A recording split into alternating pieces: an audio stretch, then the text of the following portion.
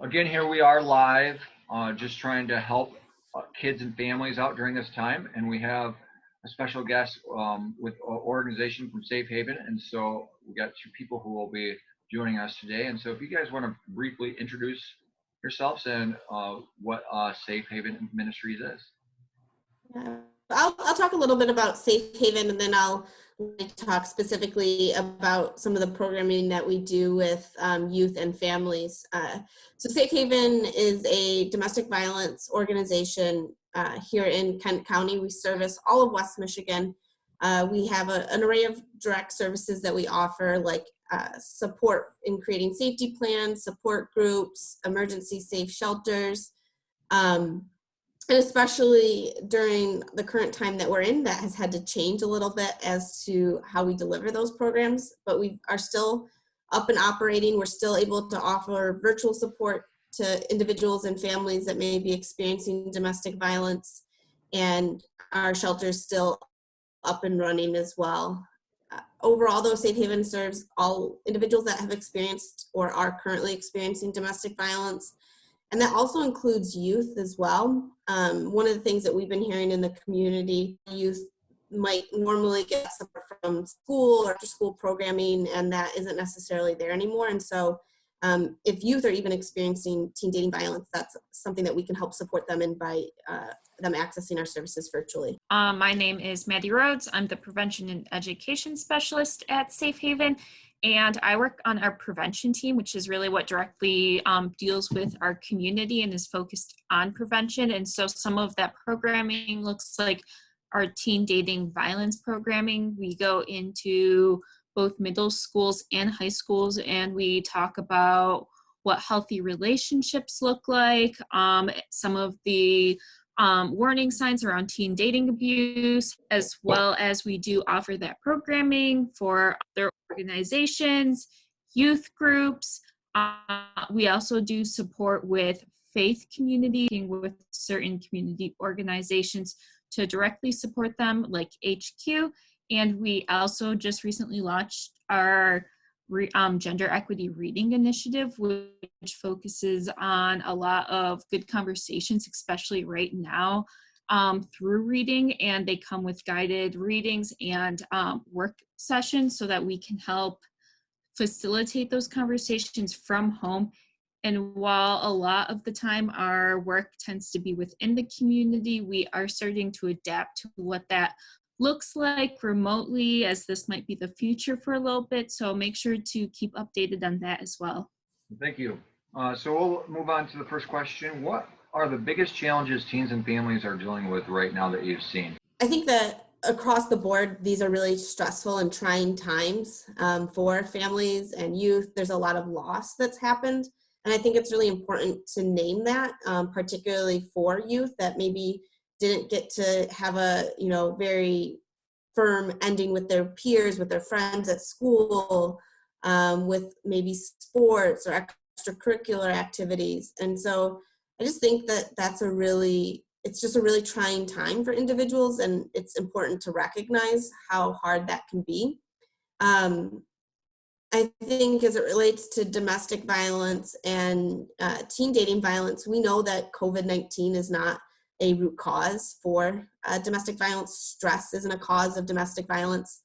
Job loss isn't a cause of domestic violence, but those circumstances can intensify violence that maybe already existed. And so I think one of the things that's compounding that issue is that for many folks that are living in a home where there is violence or where they're not safe, it's not as easy to access resources as it was pre-health pandemic. And so some of the things that we're hearing from families is that they've just had to get really creative and innovative in how they reach out. Donnie, I know a moment ago you kind of mentioned that one way you all are providing support is by dropping essential items off at homes and doing that, without making contact, but still trying to build that connection. And I think that's a really innovative way that we've just kind of been called to do in this time so that people still are feeling like they're connected in the community. And then I think for teens as well, just the challenges of how do you build a healthy relationship friendship or dating relationship over a multimedia platform. And so there's a whole host of challenges that can come with that, and definitely some risks as well. All right, well, thank you. Next question, how would you define an abusive relationship? Yeah, so I just want to start off one, regardless of gender, relationship, it happens in marriages, it happens out of relationships. And so we know that unfortunately this is an issue. We know that 1 in 4 women is going to experience some sort of interpersonal relationship violence, 1 in 7 men. And then what really stinks is we know that 1 in 3 teens is going to be experiencing teen dating violence. And that's a huge number, and that stinks to hear. Address it head on. It makes room for us to really talk about conversations around this, because I believe that number can completely be preventable. And so when we look at what an actual abusive relationship is, the definition for it is a pattern of learned behavior that one person uses to control another in a relationship. And so what's really big about the takeaway with that is it's not just once that it's happening. It's not just, quick moment. This is something that has that pattern. It keeps happening, and maybe it changes and it looks different over the future, but it's something that an abuser is going to be able to learn what works and what doesn't, to have control over another person. And so really focusing on those 2 aspects is power and control in a relationship. And that's really the root of all sexual violence that we experience. And so knowing that while there might be other excuses brought into it, at the center of all of it, it's power and control. And we see this in a lot of different ways too. Abuse isn't just physical. It is sexual, emotional, technological, and sexual, as well as other factors like spiritual and economical as well. And it's a really wide span of different ways we know people can use that control.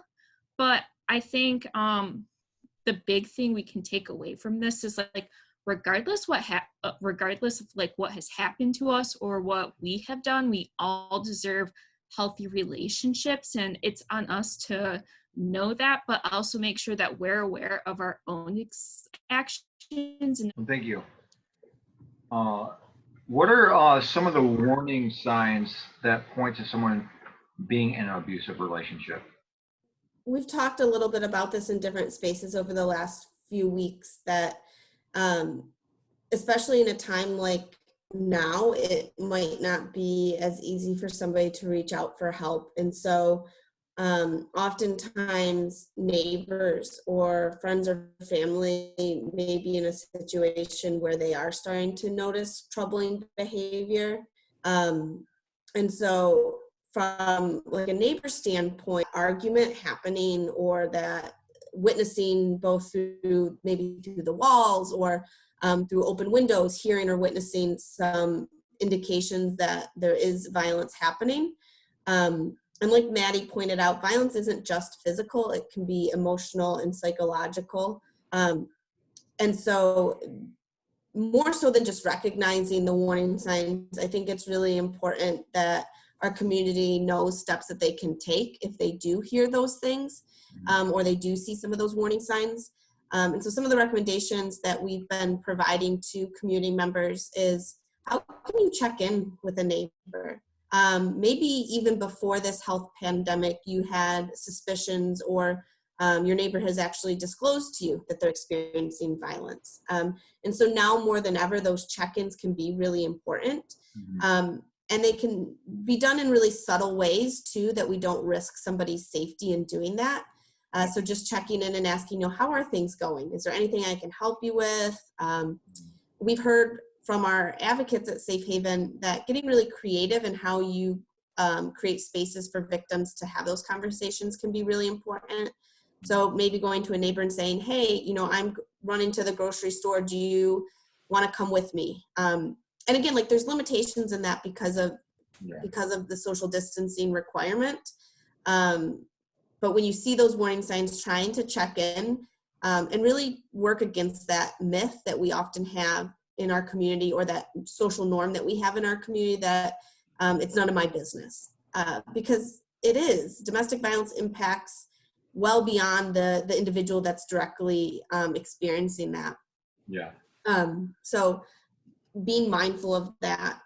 Actually, Maddie, do you want to maybe talk a little bit about some of the warning signs that parents might see their children showing if they're experiencing violence? Yeah, for sure. I think a lot of times when we commonly see for teens, especially in teen dating violence, a lot of that isn't as physical. Not saying it doesn't happen in teen dating violence, but we know that a lot of the stuff that's going to be happening with teens might be technologically related, it might be emotionally related. And so some of those things that I would keep in check with is, have they changed a lot since maybe dating somebody? And so that might be like, are they spending less time with you? And of course, that might be hard when they're going through a adolescence age. But do you feel like they're truly like changing who they might be? Have you noticed that they've stopped hanging out with their friends that they've really been long-term with? Have they been a little more secretive? Does it seem like maybe they've been really secretive about like texting? And so that kind of relates to emotionally, if someone is abusing them, it might be that they're controlling who they can hang out with, who they are talking to, even what's happening on social media. And so making sure we can check in on a lot of those scenarios that we commonly see a lot of teen dating violence being perpetuated in. And it can be tough to have that conversation, but I think what's really important is making sure we can just check in with our kids or your mentee at any point, asking if there's anything, up, like, oh, hey, I know you haven't been hanging out with so-and-so recently. How come? And I think what's really important too, when we're kind of just checking in, is making sure that we're never putting any of that like negative feeling on our kids, because that's gonna make them pull away harder, right? And so if we can just check in because we're that concerned adult without annihilating them, that's going to be really important.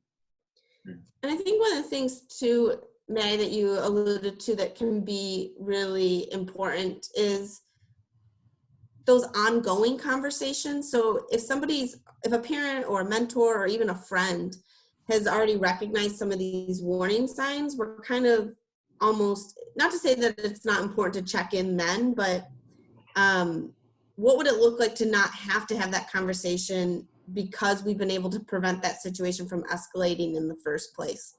And so one of the recommendations that we give parents and caregivers is having these ongoing frequent conversations, not just leaving it to this one time when kind of an issue maybe has really escalated. And so even around like technology, as somebody's child starts to engage in those platforms, early on having that conversation of, what would you do if somebody messaged you and you got just a really weird feeling about it? Or what would you do if you were dating somebody and all of a sudden they started asking you for images or videos that you felt uncomfortable sharing? And if it's too hard to put that situation on that youth, you could almost reframe it and focus it on somebody else. So, hey, I know that you're starting to get involved with social media and you have a lot of these accounts. How have you seen your friends respond if they receive requests or they're experiencing behaviors that make them feel uncomfortable? So that way you're allowing that youth to kind of troubleshoot through that without having to necessarily say, oh, I've been in that situation and here's what I did. And sometimes that can feel a little bit safer for teens in talking with an adult. With the teens, your statistic that you gave earlier, I think what you said, 1 in 3 teens that are in dating relationships experience abuse within the relationship. So then how can teens recognize and identify the abuse, and what should they do once they recognize it? Yeah, absolutely. So I definitely think a lot of times when we think about abuse, like we were saying earlier, is we imagine abuse as simply this physical side of it, which is still super relevant. And so, that might look like hitting or kicking, shoving, pushing, using your physical stature to really intimidate someone. But I think also knowing what other forms of abuse look like. And so this isn't a one size fits all, but there are things that I think we tend to not think about when we think of abuse. And so being able to recognize what that abuse might look like is really a good sign. A lot of times, unfortunately, people will say, well, I didn't know that was abuse because I didn't know abuse could look like that. And so just talking over what that looks like. And so some examples of what sexual violence might look like. It might be grabbing someone without asking them, like touching them in a sexual way, demanding maybe nude pictures, pressuring them or forcing them into something they don't want to do sexually. Emotionally, it might look like a partner who's always putting you down or yelling at you, controlling who you hang out with, or blaming their actions. So that might look like, oh, well, I only acted that way because I don't want you hanging out with her, right? And so from there, we also know that there's going to be different things around technological. This is really common. We see a lot now, people demanding passwords to phones, to know who you're texting, who's in your DMs, deciding who you can and cannot follow, tracking your phone's location. And then also just really focusing on maybe the unhealthy relationship side of that too. A lot of times, unfortunately, we see some of that unhealthy relationship tip over into abusive. And so just focusing on what is a healthy relationship and what feels good to you. A lot of times when we talk with our middle schoolers too, we talk about trusting your gut, right? And so sometimes you might not know how that feels, but maybe you can feel what feels like a pit in your stomach, or maybe you feel like you've got butterflies, but it doesn't feel good. If something doesn't feel good to you, that might be a warning sign that something is off. And if something like that's happening, um, we encourage you to reach out to maybe someone you trust. So maybe if it was in a school setting, if you have a teacher you trust, if you have a school counselor, maybe you'd feel more comfortable talking to a friend or your mentor. That's always an opportunity, as well as you can talk to your parents if you feel comfortable with that. And realistically, we know those might be scenarios that you don't have that support in, or you don't feel comfortable coming to. And so you've always got options too. You can, of course, call Safe Haven, and our number is going to be shared. And I think, Maddie, especially because I think that folks reading this or folks watching this video may be parents and caregivers, to kind of shift to focus a little bit on what those parents can do to have those conversations with youth. And so even challenging folks viewing this to be the messenger of those things that Maddie is sharing. So educate their own kids as well. Exactly. Yeah. And opening lines of communication so that youth feel it's hard for anybody that's experienced abuse to come forward and say that.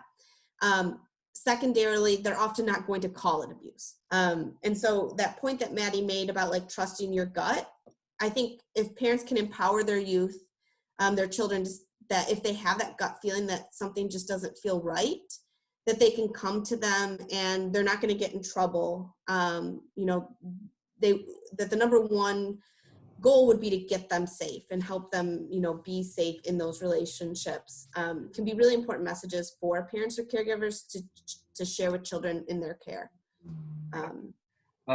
Kind of under kind of a question that I think relates not only to this time, but as more and more kids engage in social media, especially with more screen time and more just time on their hands when they're over social media, how does abuse take place over social media? Yeah, that's a really good question. I think that a lot of the ways that we used to see violence being perpetrated outside of social media is now happening over social media. And Maddie named a lot of these. I think most concerning for us that we're seeing patterns around is sexting or sharing of nude or partially nude photos. Sometimes we see a lot of times youth may be in a relationship and they consent to sharing a nude or partially nude photo with their boyfriend or girlfriend, and then they break up, and that boyfriend or girlfriend may use that image to expose them or coerce them into, coming back into the relationship. It's a tactic that is often referred to as revenge porn. Safe Haven as an agency doesn't like using that terminology because it inherent in that is that the victim did something to deserve that revenge.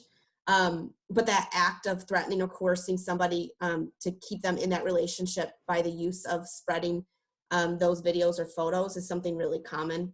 I think a lot of times we see, and this is really important on the prevention end, I think for parents to talk to their children.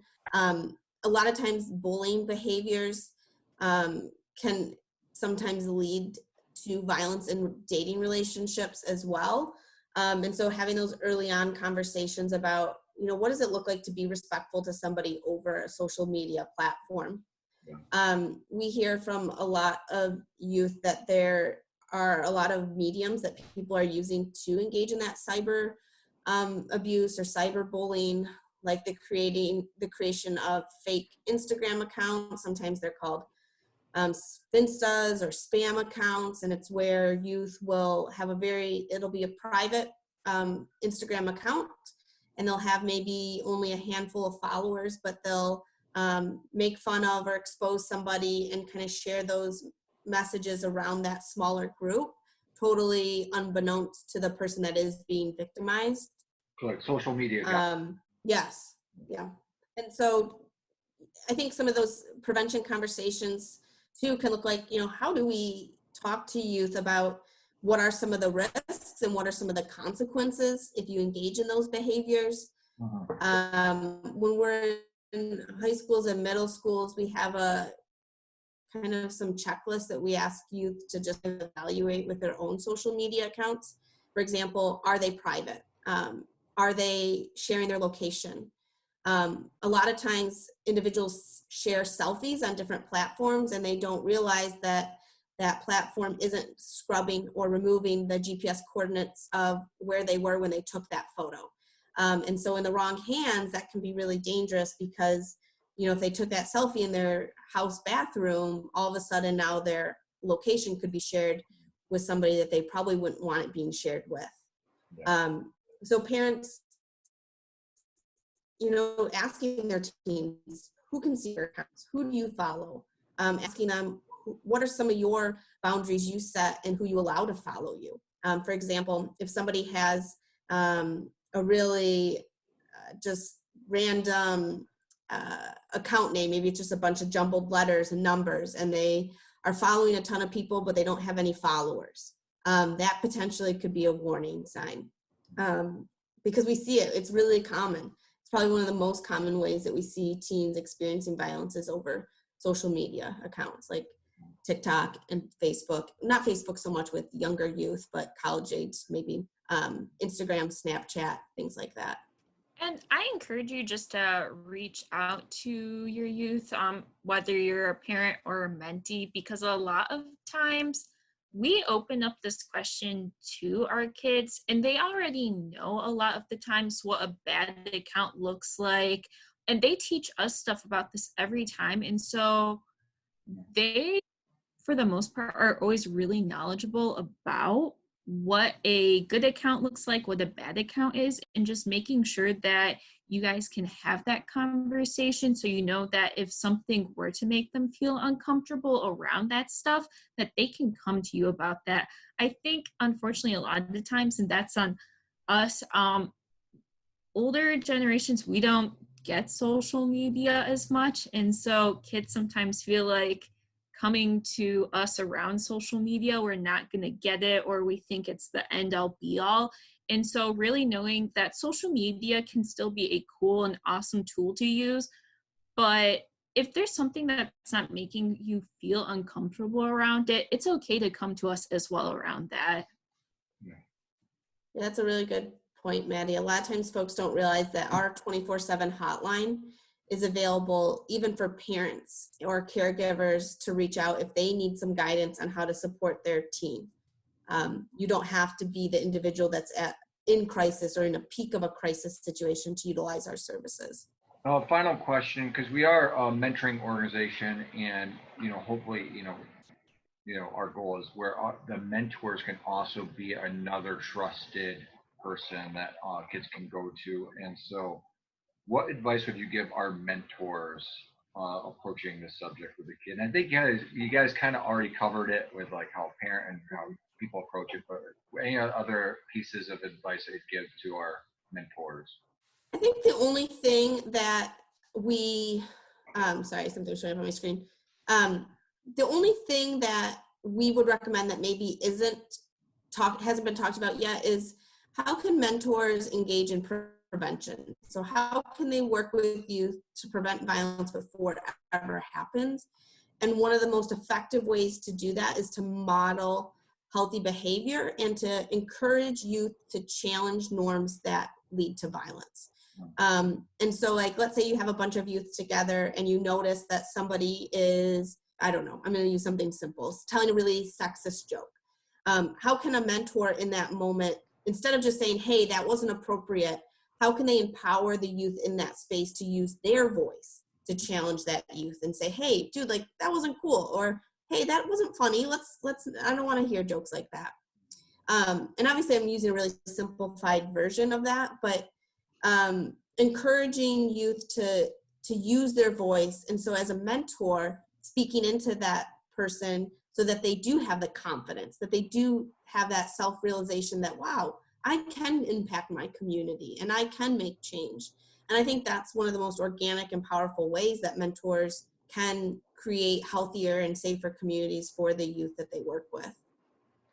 Absolutely. I think that's spot on. And really, like, I think we are in an awesome position, especially as mentors, to have those conversations, because sometimes those conversations can feel easier to have with someone who's not a guardian or a parent, as well as a lot of times these are people who you kind of trust on an outside source of your parents, where, well, mom always says stuff like that. To hear it from multiple people really hits those messages home. So if we're able to, reinforce that's not okay, but here's how we can shift it and use that as a learning opportunity with our youth, that's really important. And we as mentors ourselves can really set up those good building blocks with those relationships too.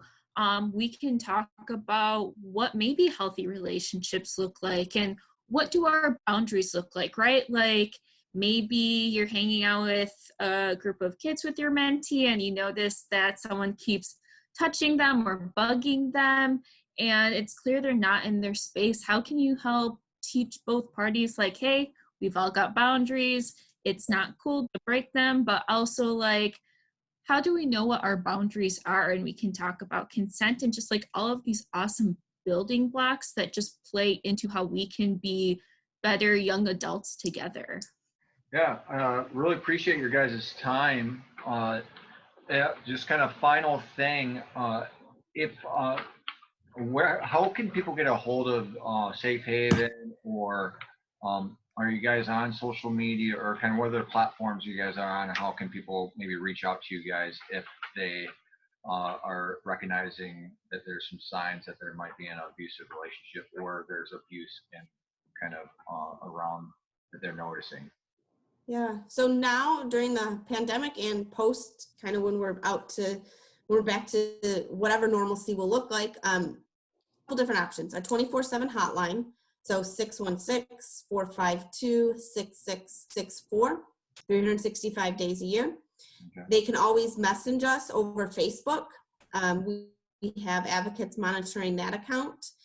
And they also can email us at info@shmgr.org.